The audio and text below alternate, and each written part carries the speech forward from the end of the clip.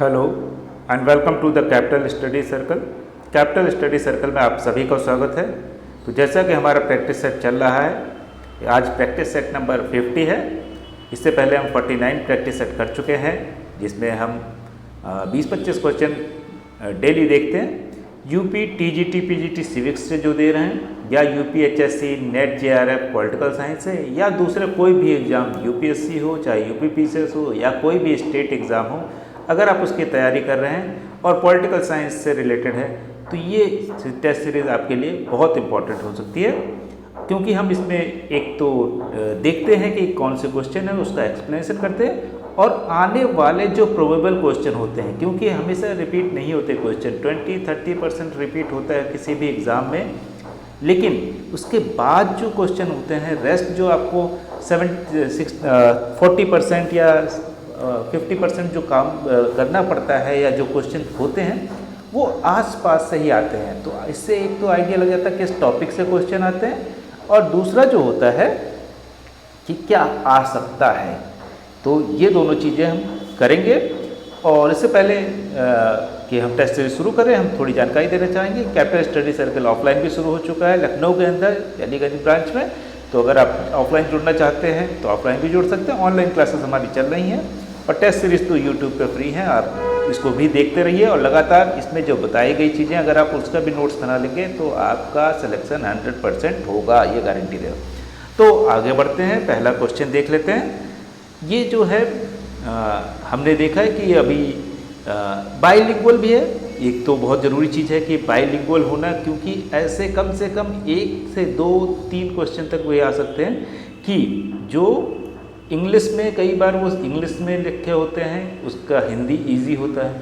कई बार हिंदी में लिखे होते हैं, अगर उसको इंग्लिश में देख ले तो बहुत इजी होता है। तो इससे फ़ायदा क्या होता है कि अगर आप दोनों को देख लेंगे, जहाँ कन्फ्यूज़न है, तो 1-2 क्वेश्चन तो यूँ ही सही हो जाएंगे कम से कम, और कई बार 2-3 भी हो जाते हैं। दूसरा है जो रिवीजन है, उससे याददाश्त अगर आपकी अच्छी है तो अच्छी बात है, नहीं है तो भी आप रिवाइज करते रहेंगे तो चीज़ें याद हो जाएंगी। तीसरा है यह है कि प्रोबेबल क्वेश्चन मैं लगातार बताता रहता हूँ कि ये चीज़ पूछी जा चुकी है, इतनी बार पूछी जा चुकी है, अब आने वाले दिनों में ये पूछा जाएगा, क्योंकि ये बहुत पुराना रिपीटेटिव क्वेश्चन हो गया है। तो जैसा कि यहाँ पे भी ये रिपीटेटिव क्वेश्चन है, लेकिन इसको अलग अलग तरीके से एक ही क्वेश्चन के अंदर 2-3 आंसर मिलेंगे, और वो हो सकता है कि एग्जैक्टली ये क्वेश्चन ना हो, इसी से रिलेटेड क्वेश्चन आने वाले एग्जाम में पूछे जाए। तो पहला देख लेते हैं 21 number. The socialism advocate by Robert Owen is known as, थोड़ा सा कटा हुआ है, ओवेन जो है, तो रॉबर्ट ओवेन द्वारा समर्थित समाजवाद को कहते हैं। रॉबर्ट ओवेन, अब ये जो है, ये जो रॉबर्ट ओवेन है, ये पहली बार टर्म सोशलिज्म या समाजवाद जो है, इसका टर्म पहली बार यूज़ करते हैं। इसलिए इनको ये भी क्वेश्चन पूछा जाता था, पहली बार समाजवाद जो टर्म है, जो शब्द है, वो किसने इस्तेमाल किया, तो रॉबर्ट ओवेन हो जाएंगे। तो अब हम आते हैं अपने आइडिया पे। इसमें जो ऑप्शन दिए उसमें है कि साइंटिफिक सोशलिज्म की बात करते हैं, कलेक्टिविज्म की बात करते हैं, सिंडिकलिज्म, यूटोपियन सोशलिज्म, वैज्ञानिक समाजवाद, सामूहिकवाद, श्रमिक संघवाद, आदर्श समाजवाद। ये किस चीज़ की बात करते हैं, तो वैज्ञानिक समाजवाद की तो मार्क्स करते हैं, और मार्क्सिस्ट जो होते हैं वो करते हैं, और ये तो समाजवाद की बात कर रहे हैं। तो इसमें से कौन सा हो सकता है, यूटोपियन समाजवाद बचा, या ये आदर्श समाजवाद है। तो एक आइडिया ले लेते हैं कि ये एग्जैक्टली है कौन। रॉबर्ट ओवेन जो हैं, ये इनके पास वेल्स में टेक्सटाइल मैन्युफैक्चरिंग की फैक्ट्री थी, लेकिन ये बड़े दानी थे, फिलैंथ्रोपिस्ट इंग्लिश में जो बोलते हैं, दानी थे, सोशल रिफॉर्मर भी थे, और इन्होंने आदर्श समाजवाद स्थापित करने के लिए अपनी फैक्ट्री के अंदर ही समाजवाद को स्थापित किया। समाजवाद का मतलब जो मीन्स ऑफ प्रोडक्शन या कह सकते हैं उत्पादन के साधन पे सभी का हक होगा। तो ये जो उनकी फैक्ट्री थी, इसमें मजदूरों को भी, जो अगर मान लीजिए प्रॉफिट 10% का फैक्ट्री को प्रॉफिट हुआ, तो 10% ये मजदूरों को भी उनकी तनख्वाह बढ़ा के देते हैं। मान लीजिए किसी साल 20% हुआ, तो ऐसा नहीं कि सिर्फ सीईओ की सैलरी बढ़ेगी, या जो डायरेक्टर है या जो मालिक है सिर्फ उसको प्रॉफिट पूरा पहुंच जाएगा। अगर 20% प्रॉफिट हुआ, उस 20% में उनका आइडिया ये था कि उनकी मजदूर जो है, मजदूरी की वजह से ही तो 20% हुआ, अगर प्रोडक्ट नहीं बनता तो 20% फ़ायदा कहाँ से होता। तो इस तरह की चीज़ें इन्होंने की, अपने फैक्ट्री के अंदर लागू किया और एजुकेशन पे कलेक्टिवली काम किया कि बच्चों के, जो मजदूर के बच्चे, उनको अच्छे एजुकेशन मिले। इस तरह के तमाम सारे काम करके देखते। तो ये करके भी देखा इन्होंने और आइडिया भी दिया समाजवाद का। तो सही आंसर क्या हो गया, आदर्श समाजवाद की बात करते हैं। आगे बढ़ते हैं, नेक्स्ट क्वेश्चन देख लेते हैं। नेक्स्ट क्वेश्चन जो हमारा 22 नंबर क्वेश्चन है वो क्या कह रहा है, who said that socialism is a chameleon like character. Chameleon मतलब गिरगिट। किसने कहा कि समाजवाद यह गिरगिट जैसा पंथ है। गिरगिट का मतलब, गिरगिट के सेंस में क्यों बोला कि रंग बदल देता है, रंग बदलता रहता है, इसलिए इसको समाजवाद को गिरगिट की तरह इन्होंने बोला है। तो कौन है हो सकता है बताइए। Karl Marx, Lenin, Ramsay Muir, T H. Green. Karl Marx, इन्होंने खुद साइंटिफिक सोशलिज्म का आइडिया दिया, सोशलिज्म या वैज्ञानिक समाजवाद तो ये तो नहीं हो सकते। लेनिन भी समाजवादी क्रांति रहते हैं, पहली समाजवादी क्रांति जो है लेनिन के नेतृत्व में ही आती है। टी.एच. ग्रीन खुद जो कैपिटलिज्म है, जो पूंजीवाद है, उसको मिलाते हैं समाजवाद से और नया आइडिया क्या लाते हैं, वेलफेयर स्टेट, जिसको हम कहते हैं कल्याणकारी राज्य। तो कल्याणकारी राज्य, तो कौन बचा, एक ही ऑप्शन बचा है जिसको हम कह सकते हैं रामसे मूर। रामसे मूर जो है ये कहते हैं कि एक गिरगिट की तरह है, क्योंकि लगातार जो है रंग बदलता रहता है। सोशलिज्म कोई एक विचारधारा नहीं है। हमने अभी देखी रॉबर्ट ओवन जो हैं वो सोशलिज्म की यूटोपियन आइडिया लेते हैं। इसी तरह से अगर देखें, मार्क्स को देखें तो साइंटिफिक सोशलिज्म की बात कर रहे हैं। इसी तरह से अगर हम देखें, फैबियन सोशलिज्म भी है, गिल्ड सोशलिज्म है, रेवोल्यूशनरी सोशलिज्म है। तो तमाम तरह के अलग अलग लोगों ने भारत में अगर देखें तो जयप्रकाश नारायण या राम मनोहर लोहिया या इस तरह के तमाम सारे जो लोग हैं, कांग्रेस के अंदर एक धड़ा था जो समाजवाद को अपनाता था, लेकिन वो अलग तरीके का था। तो इसलिए कहते हैं गिरगिट की तरह रंग बदल देता है समाजवाद। इसी तरह का अगर सेम स्टेटमेंट देखें तो समाजवाद को लेके C.E.M. जोड जो है, इन्होंने क्या कहा है, इन्होंने कहा कि सोशलिज्म ऐसा टोपा बन गया है, एक ऐसे टोप है जो अपना वो खो चुका है, अपना शेप खो चुका है। बनाया तो इस तरह के लिए था कि किसी समाज में उसको पहनाया जाएगा या मतलब किसी व्यक्ति के लिए, लेकिन अपना उस आकार खो चुका है। हर आदमी अपना अपना समाजवाद लेके चल रहा है। तो C.E.M. जोड का कहना था कि अपना आकार खो चुका है। रामसे मूर उससे भी आगे बढ़ते हैं, वो कहते हैं आकार तो छोड़िए, तो गिरगिट की तरह रंग बदल रहा है। तो समाजवाद का आइडिया अगर भारत में भी देखें तो जयप्रकाश नारायण का समाजवाद अलग है, या अगर हम देखें आज के समय समाजवादी पार्टी का समाजवाद अलग है। तो समाजवाद एक अलग अलग तरीके से लोग इस्तेमाल कर रहे हैं। आगे बढ़ते हैं, 23 नंबर क्वेश्चन देख लेते हैं। All rights must be comparative with. अब ये क्वेश्चन है कि all right must be comparative with, कि सभी अधिकार इससे तुलनात्मक होने चाहिए। किस चीज़ से, कि धर्म से उसकी तुलना की जाती है कि सही है कि गलत है। अगर धर्म के अकॉर्डिंग सही है तो सही मान लें, गलत है तो गलत मान लें। रिवाज के अकॉर्डिंग सही है तो सही, जिसको हम कस्टम कहते हैं, कि सही मान लें। कॉमन गुड, कि एक सामान्य अच्छाई, कि सबका भला हो जिससे, तो उस भले के लिए।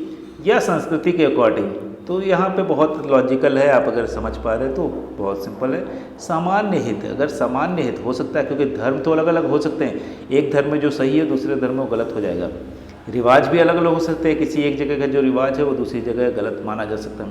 संस्कृति का भी यही होता है। लेकिन सामान्य हित जैसे हेल्थ, ये माना नहीं जा सकता कि किसी जगह हेल्थ खराब चीज़ मानी जाती हो, एजुकेशन खराब चीज़ मानी जाती हो, या जो कहते हैं पीस, शांति है, वो ख़राब चीज़ किसी समाज में मानी जाती है कि शांति बहुत दिनों से कुछ बवाल किया जाए, कुछ मारा जाए, या कहते हैं क्राइम ना होना ये चीज़। तो ये सब चीज़ें बेसिक चीज़ हैं कि बोले कि ये चीज़ से सभी जो अधिकार हैं इससे कंपेयर करना चाहिए। क्योंकि बाकी सारी चीज़ों के साथ दिक्कत क्या है, वो धर्म हो चाहे रिवाज हो संस्कृति हो, अलग अलग चीज़ों में अलग अलग जगह पे अलग अलग चीज़ें सही और गलत हो जाती हैं।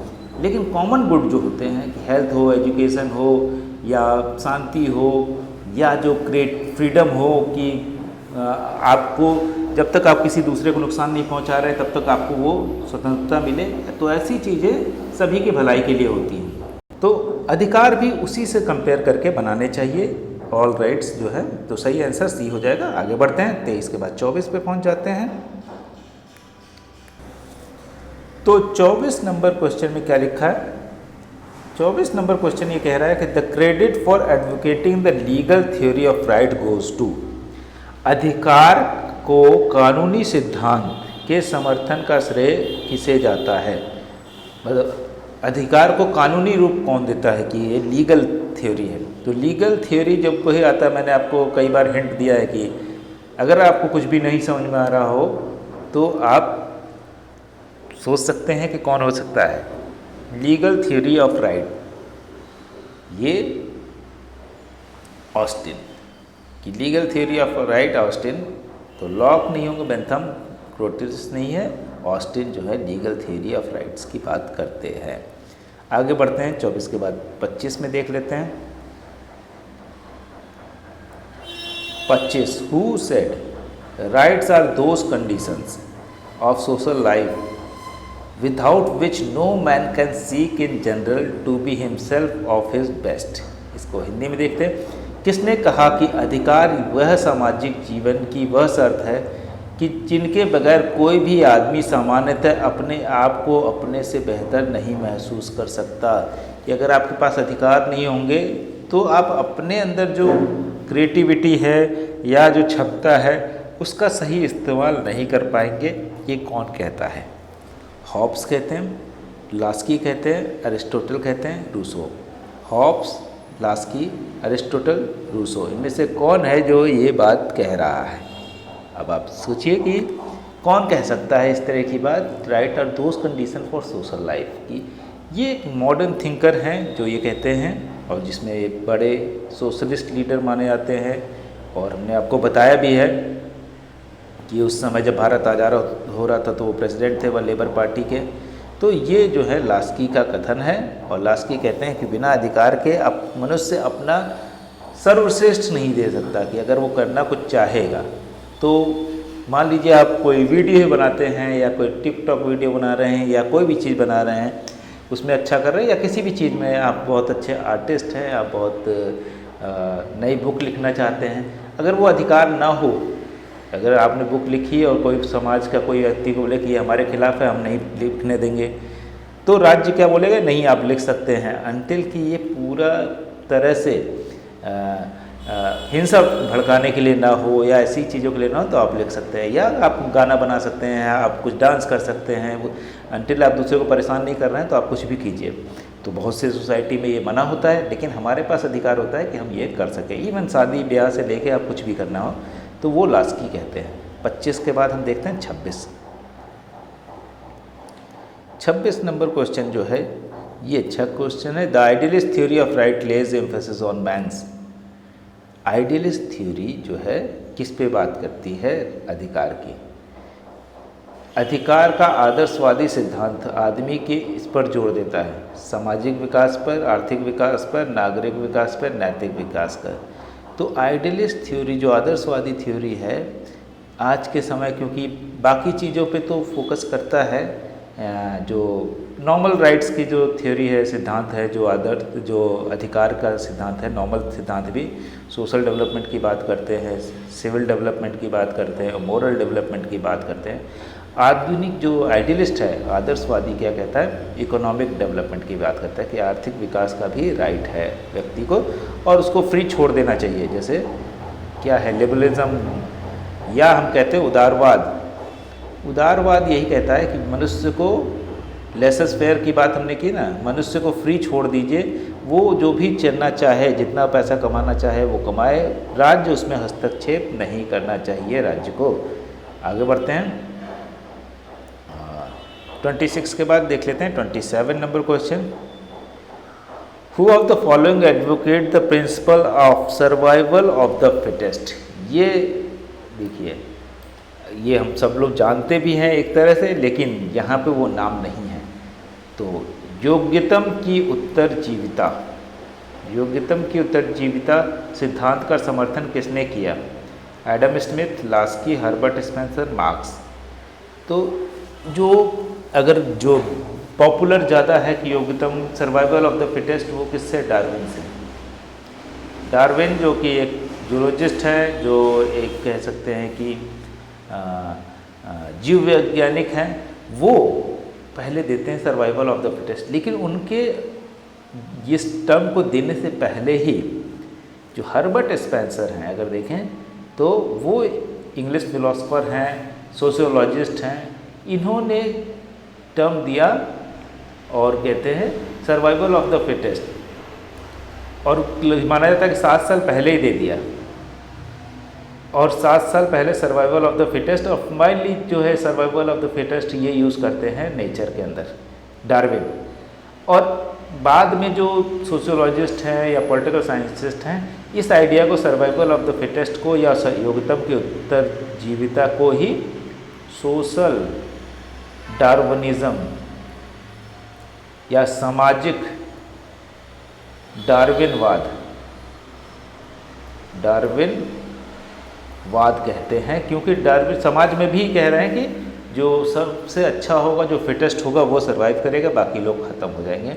लेकिन बहुत से लोग इसको क्रिटिसाइज़ भी करते हैं कि ह्यूमन बींग्स के अंदर होता है कि सर्वोत्तम की नहीं, सभी की उत्तरजीविता होनी चाहिए। अगर कोई व्यक्ति पैदा हुआ है तो उसकी उत्तरजीविता के लिए पूरा समाज को काम करना चाहिए। मान लीजिए कोई व्यक्ति इस एबल नहीं है कि वो कमा सके, तो उसको समाज जिम्मेदारी लेता है, या कोई छोटा बच्चा है तो ऐसा नहीं हम छोड़ देते हैं कि वो अनाथ हो गया तो ये हमारे हमको फ़र्क नहीं पड़ता, तो उसके लिए अनाथालय बनाते हैं, या अलग अलग तरीके से समाज जो है उसकी रिस्पॉन्सिबिलिटी लेता है। आगे बढ़ते हैं, 28 नंबर क्वेश्चन में देख लेते हैं। इकोनॉमिक थ्योरी ऑफ राइट्स जो है is associated with the economic theory. Modern theory में हम लोग यही पढ़ रहे थे, इकोनॉमिक थ्योरी ऑफ राइट्स है। अधिकार का आर्थिक सिद्धांत इससे संबंधित है, मार्क्स से, हर्बर्ट स्पेंसर से, एडम स्मिथ से, लॉक से। किससे होगा? Marks, Herbert Spencer, Adam Smith, lock, 4 option है। मार्क्स तो इकोनॉमिक थ्योरी नहीं देते, क्योंकि ये क्या कहते हैं कि सरप्लस वैल्यू की थ्योरी देते हैं, कि बोले कि हर तरह से जो मजदूरों का शोषण होके ही सरप्लस बनता है। तो ये क्या कहते हैं, इकोनॉमिक इक्वलिटी की बात तो करते हैं, लेकिन इकोनॉमिक थ्योरी राइज राइट कि हमारे पास पैसा कमाने का राइट है, ये नहीं मानते। हर्बर्ट स्पेंसर भी डायरेक्टली नहीं कहते। लॉक कहते हैं कि अगर हम देखें तो लॉक का आइडिया है life, liberty and property. Hindi में जीवन, स्वतंत्रता और संपत्ति। तो संपत्ति को तो नेचुरल राइट तो बोलते हैं, लेकिन आर्थिक जो राइट है वो नहीं कहते।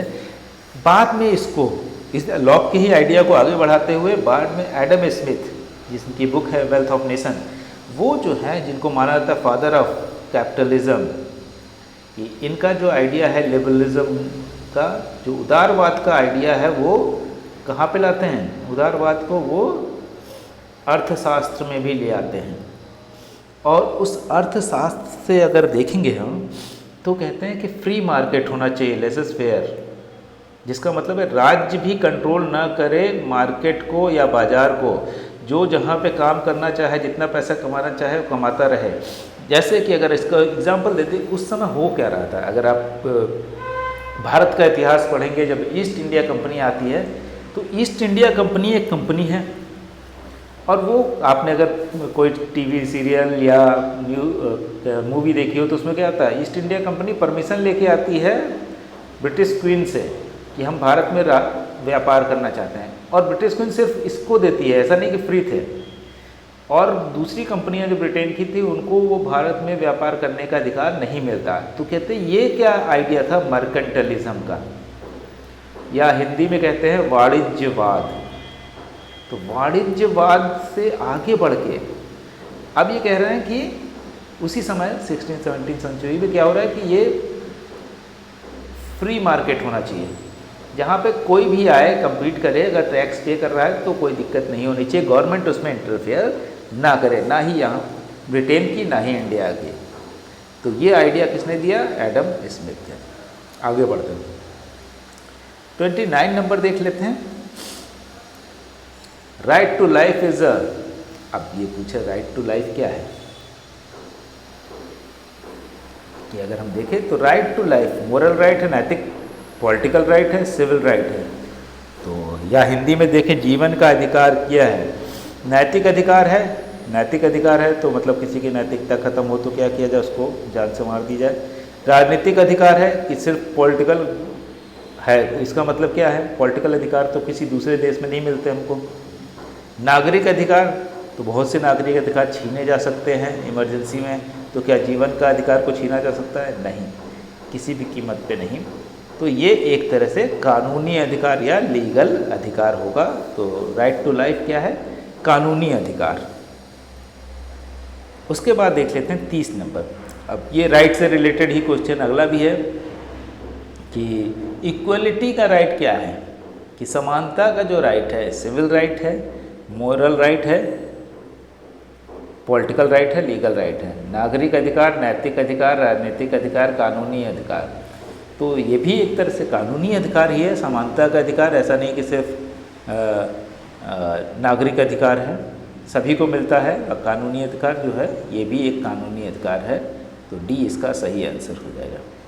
आगे बढ़ते हैं 31 number. Who regarded life, liberty and property as inalienable right of man. किसने जीवन, आज़ादी और संपत्ति को आदमी का अहस्तांतरित अधिकार माना है। मतलब कि लाइफ, लिबर्टी एंड प्रॉपर्टी को कहा कि सबसे ये नेचुरल राइट है, प्राकृतिक अधिकार है। और ये कब से है? राज्य के बनने से पहले है, सिविल सोसाइटी के बनने से पहले है, सोशल कॉन्ट्रैक्ट होने से पहले है। तो इस तरह की बातें कौन करता है? सामाजिक समझौते की, प्राकृतिक अधिकार की जो है ये कहते हैं, देख सकते हैं। वैसे तो हॉब्स भी कहते हैं इस तरह की बातें, लेकिन ये लाइफ, लिबर्टी एंड प्रॉपर्टी की बात नहीं करते। तो लॉक सही आंसर है यहाँ पे भी।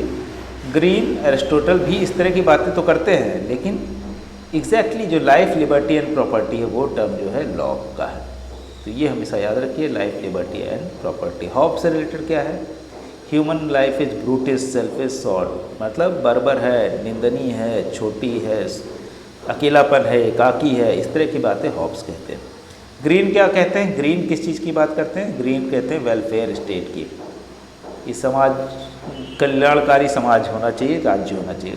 एरिस्टोटल संवैधानिक स्टेट की बात करते हैं, बहुत सी चीज़ें हैं उनके बारे में, वो तो एक पूरा डिटेल में पढ़ा जा सकता है। आगे बढ़ते हैं 32 नंबर क्वेश्चन पे पहुंचते हैं। 32 नंबर क्वेश्चन जो है क्या कह रहा है? The idealist theory of rights is known as. 32 the idealist theory, ये क्या है? हिंदी में देखें, अधिकार के आदर्शवादी सिद्धांत को कहते हैं। आदर्शवादी सिद्धांत को क्या कहेंगे? Metaphysical theory, personality theory, scientific theory, social contract theory. तात्विक सिद्धांत, व्यक्तित्व सिद्धांत, वैज्ञानिक सिद्धांत, सामाजिक अनुबंध सिद्धांत। आदर्शवादी सिद्धांत जो है वो क्या कहेगा? The idealist theory of right is also known as personality theory. ये इसमें कहता है according to this theory rights are the external condition essential to man's internal and real development. तो क्रॉसे जो है एक बार डिस्क्राइब करते हैं कि जो पर्सनालिटी थ्योरी है यही थ्योरी ऑफ राइट है, कि अधिकार जो है व्यक्ति के व्यक्तित्व को आगे बढ़ाता है। कि मान लीजिए किसी को डांस बहुत पसंद है, अगर समाज में किसी के घर में या कोई कहे कि डांस नहीं करना है, किसी समाज में हो सकता है डांस मना हो, या किसी में गाना गाना मना हो, या किसी में कोई ऐसी चीज़, तो वो जो अधिकार है वो उसकी पर्सनालिटी को बढ़ाए। किसी को पढ़ना पसंद है तो अधिकार होगा, मान लीजिए कोई महिला है पढ़ने ना दिया जा रहा हो तो उसको पढ़ने दिया जाए, या कोई अछूत था पहले, आज के समय इंडिया में भी देखें तो उसको पढ़ने ना दिया जा रहा हो, तो वो राइट होगा तो क्या होगा, अपनी पर्सनालिटी को वो बढ़ाया जाता है। तो चाहे वो महिलाएं हों या दलित हों या आदिवासी हों, या उनके लिए अधिकार से क्या होता है, वो जो अपनी पर्सनालिटी को बढ़ा पाएंगे। या इसके अलावा भी आप अधिकार के थ्रू जो चीज़ें आपको कोई समाज का कोई व्यक्ति रोक रहा है उसको आप कर सकते हैं। तो ये सिंपल सी बात है, व्यक्तित्व को बढ़ाने का व्यक्तित्व सिद्धांत भी इसको कहते हैं। आगे बढ़ते हैं। 32 के बाद हम ले लेते हैं 33 नंबर क्वेश्चन। 33 नंबर क्वेश्चन क्या कह रहा है? The property is the creation of. अब ये जो आइडिया है ये थोड़ा सा कंफ्यूजिंग है कि कैसे प्रॉपर्टी जो है उस किस चीज़ का क्रिएशन है। अगर इनिशियली जाएं तो अलग है। आज के समय अगर प्रॉपर्टी को देखें तो राज्य भी उसको रिकॉग्नाइज करता है। मान लीजिए आपके पास कोई प्रॉपर्टी है, तो जैसे मान लीजिए इंटेलेक्चुअल को ही इंटेलेक्ट है, आपके पास बहुत दिमाग है, लेकिन वो प्रॉपर्टी नहीं मानी जा रही है। अगर राज्य उसको रिकॉग्नाइज नहीं करेगा तो नहीं मानी जाएगी प्रॉपर्टी। तो और जहाँ पर रिकॉग्नाइज कर देता है तो उसको प्रॉपर्टी मान ली जाती है। तो एक अलग बात है, लेकिन शुरुआत इसकी कहाँ से है, क्रिएशन कहाँ से हुआ? राज्य से, गवर्नमेंट से, एडवेंचरस बिजनेसमैन से और कोऑपरेटिव एंडिवर से, कि देश से, शासन से, साहसी व्यापारी से, सहकारिता। तो देश शासन से तो होती है, लेकिन देश शासन भी तो बाद में आया ना। क्योंकि अगर प्रॉपर्टी देखें तो प्रॉपर्टी जो है मनुष्य के साथ पहले आ गई। राज्य और देश सरकार ये चीज़ें तो बाद में बन रही है, क्योंकि लोग पत्थर इकट्ठा कर रहे हैं। अगर आदि मानव देखें तो पत्थर इकट्ठा कर रहे हैं, तो पत्थर भी तो एक तरह से प्रॉपर्टी हो गई। हड्डियों का वो बना रहे हैं, या खाल जानवरों की पहन रहे हैं तो वो इकट्ठा कर रहे हैं। तो ये सारी चीज़ें जो हैं ये कैसे हो रही है कि अकेले क्या कर सकता है कोई? क्योंकि आप जानवर की खाल निकालेंगे तो आइसोलेशन में तो नहीं रह सकते थे। तो सीधे सीधे क्या होता था, कलेक्टिव होता था। आप चाहे पत्थर लाए, लकड़ी लाए, जानवर लाए, उनकी हड्डी लाए, वो कलेक्टिव जो है सहकारिता प्रबंधन, कोऑपरेटिव एंडेवर जो था कि सभी सोसाइटी के सभी लोग मिलकर ऐसी चीज़ें करते थे और फिर आपस में बांट लेते थे, वो हो गई प्रॉपर्टी का क्रिएशन। सबसे पहले शुरू होता है। तो इसका सही आंसर क्या हो गया? डी। आगे बढ़ते हैं। 34 नंबर देख लें। Who said that property is the source of power? किसने कहा संपत्ति यह अधिकार का स्रोत है? तो संपत्ति को अधिकार का स्रोत कौन बोलता है? मैकियावेली, अरिस्टोटल, प्लेटो, लास्की। मैकियावेली, अरिस्टोटल, प्लेटो, लास्की। तो प्लेटो तो बिल्कुल नहीं, क्योंकि संपत्ति के अगेंस्ट में रहते हैं। केवल जिनके पास शक्ति हो उनके पास संपत्ति नहीं होनी चाहिए।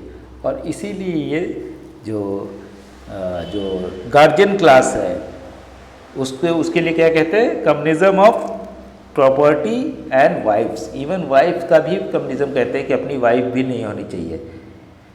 तो ये तो नहीं कह सकते। अरिस्टोटल संपत्ति को मानते तो जरूरी है, लेकिन ऐसा कहते हैं कि संपत्ति जो है कलेक्टिव होनी चाहिए। ये ऐसा नहीं है कि आपका अपना हो सकता। मान लीजिए आपके पास गाड़ी है या घड़ी है, घड़ी आपकी होगी लेकिन टाइम सब लोग देख सकते हैं। गाड़ी आपकी है लेकिन ज़रूरत पड़ने पर दूसरे लोग इस्तेमाल करें। इस तरह का आइडिया अरिस्टोटल का था।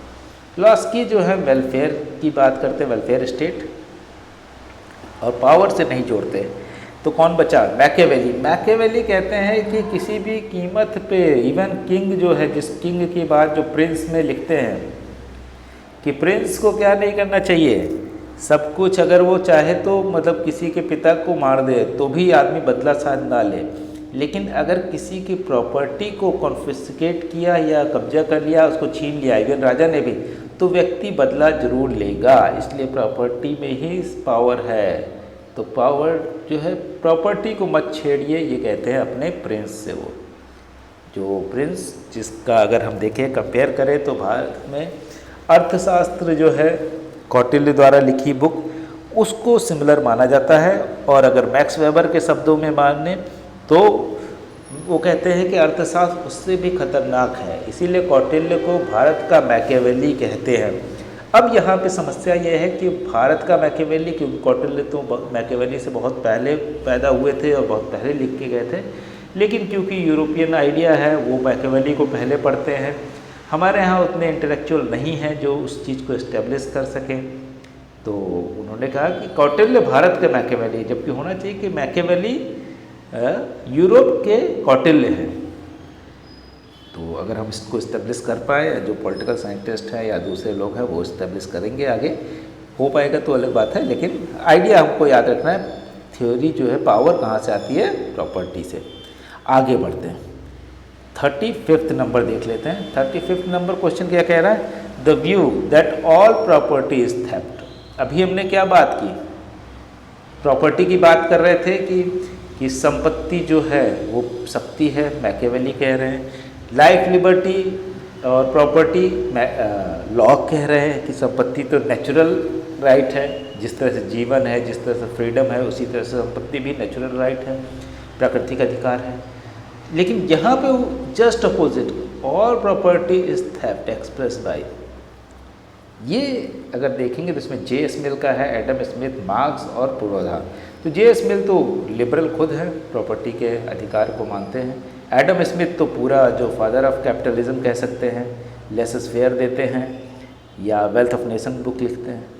मार्क्स प्रॉपर्टी के अगेंस्ट में है, प्राइवेट प्रॉपर्टी के अगेंस्ट में है, और पुरोधा भी प्राइवेट प्रॉपर्टी के अगेंस्ट में है। लेकिन मार्क्स जो हैं वो कहते हैं कि समाजवाद तक तो अपनी प्राइवेट प्रॉपर्टी रहेगी, उसके बाद वो ख़त्म हो जाएगी और लोग अपने आप ही इस लायक हो जाएंगे कि प्राइवेट प्रॉपर्टी को छोड़ देंगे या राज्य ही नहीं रहेगा इस तरह की चीज़ों को रिकॉग्नाइज करने के लिए। तो अब जो बचे पुरोधा जो है वो क्या कहते हैं कि ऑल प्रॉपर्टी इज थेफ्ट। अपनी बुक जो है फिलॉसफी ऑफ पॉवर्टी, ये बुक लिखते हैं, इसी में ये कहते हैं ऑल प्रॉपर्टी की, बोले आपके पास प्रॉपर्टी है इसका मतलब आपने चोरी की हो, क्योंकि किसी और जानवर के पास प्रॉपर्टी नहीं होती है, नेचर का सब कुछ है, आपका तो कुछ है नहीं, आपने ज़बरदस्ती बना लिया। बोले जानवर, किसी और जानवर में प्रॉपर्टी जैसी चीज़ नहीं होती है, और मनुष्य भी एक तरह का जानवर है, तो वो चोरी ही कर रहा है नेचर को। इसी के अगेंस्ट में जो है इसको साइंटिफिकली एक्सप्लेन करते हैं, पॉवर्टी ऑफ फिलॉसफी। ये किसकी बुक है? पॉवर्टी ऑफ फिलॉसफी जो है ये बुक लिखते हैं मार्क्स। तो दोनों बुक भी इम्पोर्टेंट है, ये भी कई बार क्वेश्चन पूछा जाता है, बाकी चीज़ें हमने आपको बता दी। तो इन चीज़ों को ध्यान में रखेंगे, इस तरह से सोच के पढ़ेंगे या समझ के पढ़ेंगे तो चीज़ें याद भी रहती है। एग्जाम में क्वेश्चन कितना भी ट्विस्ट कर दे, इधर उधर घुमा दे, लेकिन आपको याद रहेगा, या याद नहीं रहेगा क्योंकि आपने समझा है, इसलिए वो चीज़ें आप हल कर पाएंगे। आगे बढ़ते हैं 36 नंबर क्वेश्चन पे।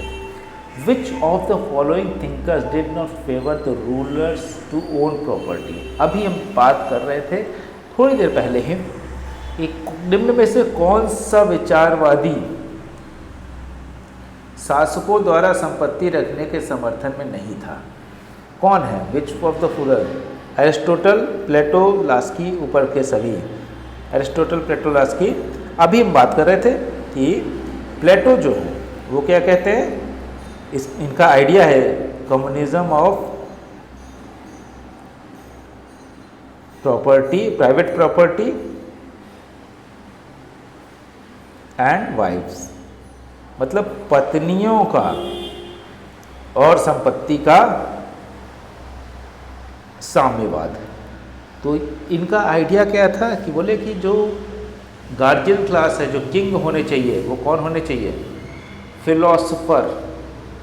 फिलोसफर किंग, मतलब दार्शनिक राजा होना चाहिए, राजा दार्शनिक होना चाहिए। तो राजा कोई एक होगा ये भी जरूरी नहीं है, क्योंकि उन्होंने क्या किया, एक एकेडमी खोली थी, उसमें स्कूलिंग करते थे, तो हो सकता है कई लोग उस काबिल हों। तो बोलते हैं वो सारे लोग जो है मिलके राज्य चलाएंगे और वो दार्शनिक राजा कहलाएंगे।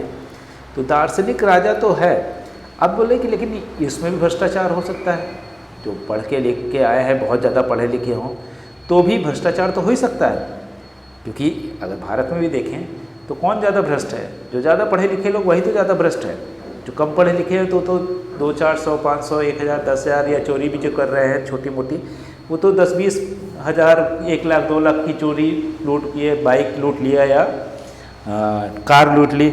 लेकिन जो पकड़े जाते हैं, जो बड़ा भ्रष्टाचार कर रहे हैं, हज़ारों करोड़, कई हज़ार करोड़, वो 1000 करोड़ के लोग तो पढ़े लिखे हैं, या आईएएस ऑफिसर पकड़े जा रहे हैं, या मेडिकल ऑफिसर पकड़े जा रहे हैं, कभी पर पूरे हॉस्पिटल का ही सामान बेच दिया, तो वो तो सारे पढ़े लिखे हैं। तो प्लेटो उस चीज़ से बचने के लिए फिलोसफर किंग से पढ़े लिखे ना हो, तो उनके पास अगर अपनी संपत्ति का अधिकार ही ना हो, कि आप राज तो करेंगे लेकिन आपके पास अपनी संपत्ति नहीं हो सकती, तो अपनी संपत्ति नहीं होगी तो क्या करेगा? जब हम संपत्ति खरीद ही नहीं सकते तो हम करप्शन करेंगे क्यों? मान लीजिए हम किसी पोस्ट पे ऐसी हैं जहाँ मेरे पास बहुत पैसा कमाने का है, लेकिन मैं न कार खरीद सकता हूँ, न घर खरीद सकता हूँ, सब जो सरकार मुझे दे रही है बस उसी में रहना, वही खाना है, वैसी गाड़ी में चलना है, वही चीज़ें।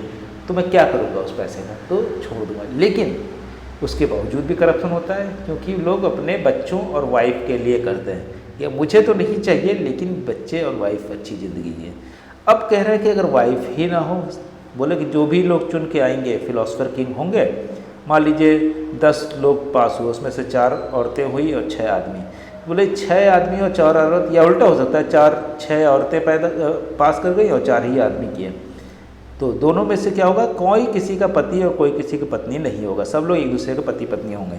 अब जो बच्चे होंगे वो किसी को कुछ मालूम ही नहीं किसका बच्चा है, किसकी बीवी है। जब कुछ मालूम ही नहीं तो किसके लिए करेंगे, एक तो अपनी संपत्ति नहीं बना सकते, ना ही अपने बच्चों के लिए कर सकते, क्योंकि बच्चे तो पैदा हो गए, सबके सब बच्चे हैं। मान लीजिए 10 बच्चे पैदा हुए, अब 10 के 10 जो हैं ये 4 10 के पिता हैं और ये 10 माताएं हैं, तो किसी को पता नहीं चलेगा। तो ये उनका आइडिया था, इमेजिनेशन आप देख सकते हैं उस समय, आज से 2500 साल पहले चीज़ों को सही करने का, राज्य को सुचारू रूप से चलाने का प्लेटो के दिमाग में कैसे कैसे आइडिया आ रहे हैं। और इसके अलावा आप भी प्लेटो को जब पढ़ेंगे तो एलेगोरी ऑफ ये या तमाम सारी चीज़ें, इतनी कॉम्प्लिकेटेड चीज़ें वो सोच पा रहे थे उस समय। इसीलिए प्लेटो को महान माना जाता है, और उनके जो गुरु थे सुकरात और भी महान माने जाते हैं। और उन्होंने कुछ लिखा नहीं, लेकिन प्लेटो के कॉन्टेक्स्ट में हम चीज़ों को समझ पाते हैं। The term liberty has been drawn for the Latin term. अब ये पूछा जा रहा है कि टर्म जो लिबर्टी है, या कह सकते हैं कि लिबर्टी शब्द लैटिन के किस शब्द से लिया गया है। अब 4 शब्द दिए हुए हैं, label, lingua, labour, Libre. Label, lingua, labour, Libre, जो इसमें भी इंग्लिश में ही दिया हुआ है, तो इससे कोई फ़र्क नहीं पड़ता, आप हिंदी में देखिए। तो लिबर्टी का संबंध है लिबर से, ये लैटिन वर्ड है, ये भी याद रखिए, क्योंकि हम जब भी कोई टर्म पढ़ते हैं किताब में सबसे पहले यही दिया होता है, और क्वेश्चन बनाने वाले ने क्या किया है, सबसे पहली लाइन को ही ले लिया है। तो ध्यान से देखिए, जब भी आप पढ़ रहे हो तो पहली लाइन, दूसरी लाइन, तीसरी लाइन ये याद कीजिए, क्योंकि हमने इससे पहले भी रूसो कॉन्टेक्स्ट में भी बताया था कि man is born free but everywhere is jail, मतलब मनुष्य मुक्त पैदा हुआ है, फ्री पैदा हुआ है, लेकिन हर तरफ जंजीरों में जकड़ा हुआ है। तो ये बुक में कहाँ लिखा है, ये बुक की पहली लाइन, चैप्टर से भी ऊपर, जब चैप्टर शुरू हो रहा है उससे ऊपर पहला यही लिखा हुआ है। तो इसलिए वो चीज़ पूछ ली गई। पूरी बुक तो कौन पढ़ रहा है, ठीक है, जो क्वेश्चन पेपर बना रहे हैं शायद वो भी नहीं पढ़ रहे, इसलिए उन्होंने पहली लाइन पे ज़्यादा देखी, यहाँ पहली लाइन, वहाँ पहली लाइन, तो पहली, दूसरी, तीसरी लाइन को तो याद रख ली कोई बुक आप पढ़ते हैं तो। आगे बढ़ते हैं, 38 नंबर बस ख़त्म करेंगे, और इसके बाद एक क्विक रिवीजन जो हमारा है कि याद रखने के लिए क्विक रिवीजन बहुत ज़रूरी है। 38, who was the following was an advocate of positive liberty. Positive liberty का मतलब 2 तरह की स्वतंत्रता होती है, सकारात्मक आज़ादी, और इसी का अपोजिट क्या होगा, नकारात्मक आज़ादी। नकारात्मक आज़ादी, अब इसको समझने के लिए थोड़ा सा समझ लीजिए कि नकारात्मक आज़ादी वो है जिसमें आपको किसी काम को करने के लिए नकारा नहीं जा रहा है। जैसे आप पढ़ना चाहते हैं तो पढ़िए, कौन रोक रहा है। राज्य में कहीं नहीं लिखा है कि आज के समय, पहले सोसाइटी, इंडियन सोसाइटी ऐसी थी कि किसी कास्ट में पैदा हो गया, किसी रिलीजन में या किसी जेंडर में पैदा हुआ, महिलाओं के साथ पढ़ने को नहीं मिलता था। आज के समय तो कोई भी रोक नहीं रहा है, महिलाएं पढ़ें, पुरुष भी पढ़ें, तो क्या है, अब क्या पढ़ लेना है सभी लोग, फिर भी अशिक्षा क्यों है, क्योंकि स्कूल नहीं है। पढ़ना तो हम फ्री हैं पढ़ने के लिए, लेकिन पढ़ें कहाँ पे। मान लीजिए आप पोस्ट ग्रेजुएशन करना चाहते हैं, आप तो करने के लिए तैयार हैं, आपके मार्क्स भी 55% जो मिनिमम एलिजिबिलिटी है वो भी है, लेकिन क्योंकि बच्चे पास हो गए हैं 1 लाख, कॉलेज में सीट है 50,000, तो 50,000 जो लोग हैं वो किसी भी कीमत पे एमए नहीं कर सकते। वो 50,000 मान लीजिए, फिर एमए कर भी लिए किसी तरह, तो वो आगे रिसर्च में जाना चाहते हैं, पीएचडी करना चाहते हैं, तो 50,000 तो पास हुए हैं और एलिजिबल भी हैं कि पीएचडी कर सकते हैं, लेकिन क्या हुआ, सीट 25,000 है पूरे इंडिया में। अब क्या करेंगे, 25,000 लोग ना चाहते हुए भी नहीं कर सकते। तो नकारात्मक आज़ादी तो है कि आप पढ़िए, कोई दिक्कत नहीं, कोई नहीं रोक रहा है, लेकिन सकारात्मक आज़ादी क्या होती है कि स्कूल, कॉलेज और टीचर, इंफ्रास्ट्रक्चर, किताबें, ये सारी चीज़ जब होंगी तभी तो। इसके अलावा अगर कोई फिर भी नहीं पढ़ रहा है तो उसको प्रमोट करने का काम जो होता है कि क्यों नहीं पढ़ रहे हैं। मान लीजिए आपने स्कूल खोल दिया लड़कियों का, लड़कियां नहीं जा रही हैं, तो वो भी देखना कि क्यों नहीं जा रहे हैं, ये भी सकारात्मक आज़ादी बन जाएगी। तो सबसे पहले यहाँ पे कौन कहता है? Marx Green Bentham J S. Mill. Marx Green Bentham J S. Mill में से कौन है ऐसा जो सकारात्मक आज़ादी की बात कर रहा है कि आप सिर्फ स्कूल खोल देने से या मान लीजिए आपने सड़क बना दी है, बोले आप चलिए इस पर, लेकिन सड़क तो बना दी है, वहाँ सिक्योरिटी नहीं है, स्ट्रीट लाइट नहीं है, तो कैसे चलेंगे? अंधेरे में एक्सीडेंट होगा, या छीन लिया जाता है सामान कोई तो नहीं चलेगा, खाली सुनसान पड़ेगी। अब बोले गवर्नमेंट बोले कि हमने तो बना दिया, अब यूज़ नहीं कर रहे हैं, तो लोग हम क्या करें? तो इस चीज़ से बचने के लिए कौन करता है? टी.एच. ग्रीन कहते हैं कि राज्य को ये भी करना होगा कि उस तरह का माहौल बनाना, एनवायरनमेंट क्रिएट करना, that is called the positive liberty, की लिबर्टी जो है सकारात्मक यहाँ पे मानी जाएगी। आगे बढ़ते हैं, तो हमारा सेकंड लास्ट क्वेश्चन हो जाएगा ये, who was the author of on liberty. ये बहुत पॉपुलर बुक है और ये कई बार हम इसमें भी जो हमारी टेस्ट सीरीज चल रही है इसमें कई बार पूछा जा चुका है। तो ऑन लिबर्टी, इससे रिलेटेड चीज़ें पूछ ली जाएंगी और कब पब्लिश हुई या तो ये भी पूछ सकते हैं। तो 1859 में। कौन इसके लेखक हैं? जे.एस. मिल, हम सभी जानते हैं। और जे.एस. मिल की और क्या चीज़ है आइडिया? तो यूटिलिटेरियनिज्म जो है उपयोगितावाद को आगे बढ़ाते हैं और इतना आगे बढ़ाते हैं कि वो उदारवाद का स्वरूप ले लेता है। तो ये बेसिक आइडिया है कि 1859 में ऑन लिबर्टी जे.एस. मिल ने किया। तो इसमें कई बार हम इसको डिस्कस कर चुके हैं, तो ये याद ही रखना चाहिए आपको। आगे बढ़ते हैं, लास्ट क्वेश्चन है और उसके बाद हम क्विक रिवीजन देखेंगे बहुत जल्दी। Who said that liberty consist in following of moral law.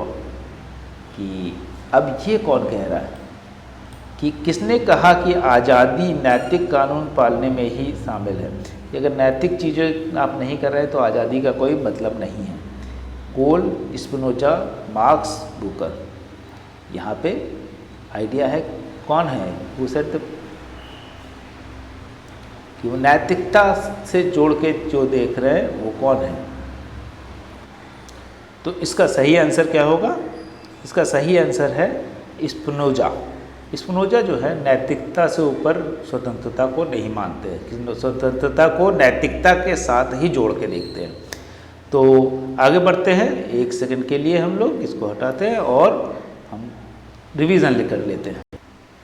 तो ये हमारी डिटेल है, लेकिन डिटेल से पहले हम बात करते हैं कि हमने जो पहले पढ़ा, तो कल के क्लास में हमने जो क्वेश्चन डील किए थे उसमें था टर्म सिटी स्टेट कहाँ से रिलेटेड है? एंशिएंट ग्रीस से, यूनान से, प्राचीन यूनान से। और इसके अलावा man is a political animal, ये किसका कथन है? एरिस्टोटल का। और नेचुरल, कौन मानता है कि राज्य एक नेचुरल चीज़ है, प्राकृतिक चीज़ है? State is a necessary condition for good life, की व्यक्ति के अच्छे जीवन के लिए राज्य जरूरी है और प्राकृतिक रूप से भी जरूरी है राज्य। तो ये अरिस्टोटल या अरस्तु कहते हैं। इसके अलावा अरस्तु ये भी कहते हैं कि राज्य जो है वो व्यक्ति से भी पहले है, तो उनका इसको टीलोलॉजिकल अप्रोच कहते हैं, वो भी हम कभी क्वेश्चन पूछा जा सकता है। तो ये सारी चीज़ें और इसके अलावा वो भी कहते हैं कि जो व्यक्ति राज्य में नहीं रह सकता या तो वो गॉड है, भगवान है, या फिर जानवर है।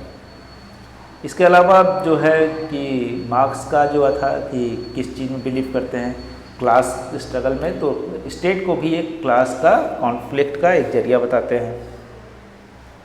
इसके अलावा जो इंडिविजुअलिस्ट हैं उसका नाम पूछे तो कौन है जो थिंकर? उसमें थे कि इंडिविजुअलिस्ट, एक्चुअली लिबरल जितने भी थिंकर वो इंडिविजुअलिस्ट भी हो जाएंगे, तो उसमें लॉक का नाम आएगा। इसके अलावा जो है ऑर्गेनिक थ्योरी कौन देता है? प्लेटो की बात आई थी। इसके अलावा जो है कि स्टेट एज अ ऑर्गेनिज्म जो है बाद में कौन कहता है? अगर देखें तो ऑर्गेनिज्म मतलब जीवित है स्टेट, एक व्यक्ति, तो स्पेंसर कहते हैं। इसके अलावा ये भी पूछा गया था सॉवरेनिटी जो है, संप्रभुता का लैटिन वर्ड कहाँ से डिराइव हुआ, कहाँ से उत्पत्ति होती है? तो सुपर एनस जो है वहाँ से होता है।